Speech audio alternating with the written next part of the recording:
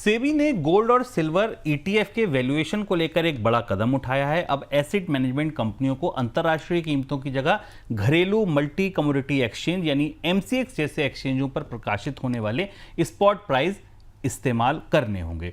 इस बदलाव का मकसद दरअसल वैल्यूएशन में पारदर्शिता और एकरूपता लाना है, क्योंकि अब तक हर एएमसी अपनी हिसाब से जो प्रीमियम या डिस्काउंट हो वो लगा रही थी।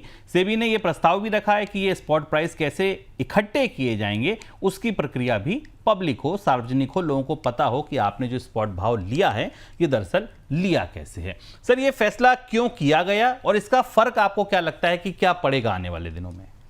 सबसे बड़ी वजह इसको करने की है कि जो ईटीएफ में गोल्ड और सिल्वर का प्राइस होता था वो एलएमई बेस्ड होता था, लंदन मेटल एक्सचेंज का बेस लिया जाता था प्राइस का, और उसे डॉलर वैल्यू में लेने के बाद भारतीय करेंसी में कैलकुलेट किया जाता था और उसको कन्वर्ट करके वो हिस्सा, वो प्राइस आपकी ईटीएफ की एनएवी में दिखाई देता था। इस प्रक्रिया से जो कन्वर्जन था उससे वास्तविक तस्वीर भारतीय बाजार की नहीं आती थी, भारतीय बाजार में कीमतें क्या है या नहीं आती थी। और ये स्थापित व्यवस्था है दुनिया में ईटीएफ्स की कि वो लंदन के या कॉमेक्स के 2-3 अलग अलग जो इंडेक्सेस हैं उनके के प्राइसेस को आधार बनाकर ईटीएफ को कैलकुलेट करती हैं। तो ये बड़ा शिफ्ट है।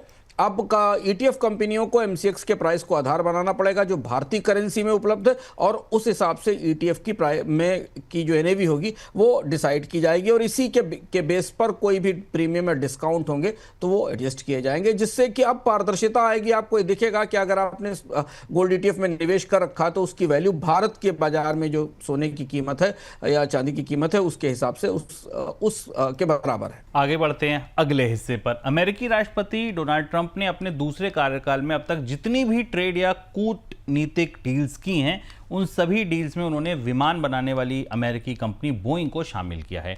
डील करने वाले सभी देशों से बोइंग के जहाज खरीदने के समझौते को डील में शामिल किया गया। हाल में इंडोनेशिया और वियतनाम के साथ हुई डील में ट्रंप ने यही किया है, और पहले कतर के साथ हुई डील में भी बोइंग के सौदों को शामिल किया गया है। सर, एग्रीकल्चर के बाद जो दूसरी जिद है वो आप कह लीजिए बोइंग को लेकर है। कारोबार सौदों में बोइंग को क्यों शामिल किया जा रहा है?